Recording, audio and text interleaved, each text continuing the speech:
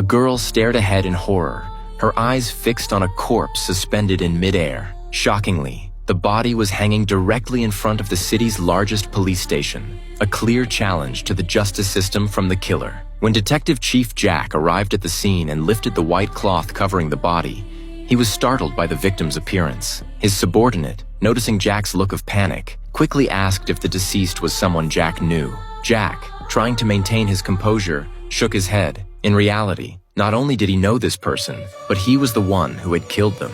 Just the day before, Jack was supposed to be promoted and receive a raise. His colleagues had even thrown him a celebration.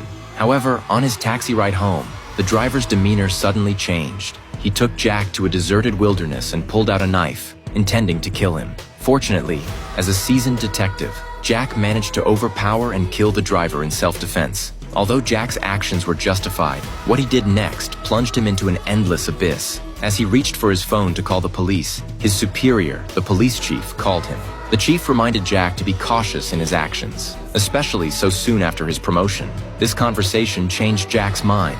He meticulously removed all fingerprints from the body using tape and fled the scene after cleaning up. By the next morning, a body had been hoisted up by a crane in the city center, facing the police headquarters. It was a clear provocation to the authorities. Jack rushed to the scene, thinking it was just an ordinary homicide case. However, when he saw the body, he was completely stunned. It was the taxi driver he had killed the night before. When questioned by his colleagues, Jack immediately claimed he didn't know the victim, though he was utterly bewildered as to who had moved the body there. The police began their investigation, and Jack grew increasingly nervous, fearing they might find some clues. Before long, John discovered a taxi nearby and asked Officer Mike to inspect it. Inside, Mike found a very familiar object, the tie clip he had personally given to Jack the night before. However, he didn't tell John and secretly hid the tie clip. They also found a large amount of blood in the trunk, making it clear that the body had been transported in this vehicle. Jack watched anxiously from a distance, but his unusual behavior had already been noticed by Mike. The case quickly became a media sensation, putting immense pressure on the police chief. He ordered Jack's major crime unit to find the killer as soon as possible.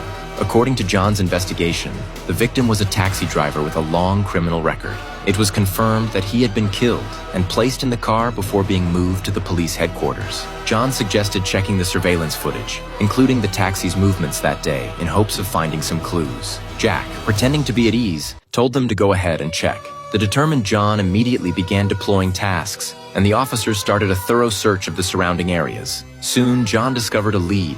The vehicle appeared on the road around midnight. He instructed everyone to continue investigating the surveillance footage to establish a complete picture of the taxi's route. Upon hearing this, Jack immediately went to the location where he had taken the taxi that night and quietly noted down the surveillance camera's number. When he returned to the police station, everyone was still working overtime to review the footage. Jack discreetly removed the memory card from that particular camera when no one was paying attention. However, his seemingly flawless actions were once again noticed by Mike. Mike, like before, didn't say anything. This is a very exciting Korean suspense movie called Chronicle of a Blood Merchant.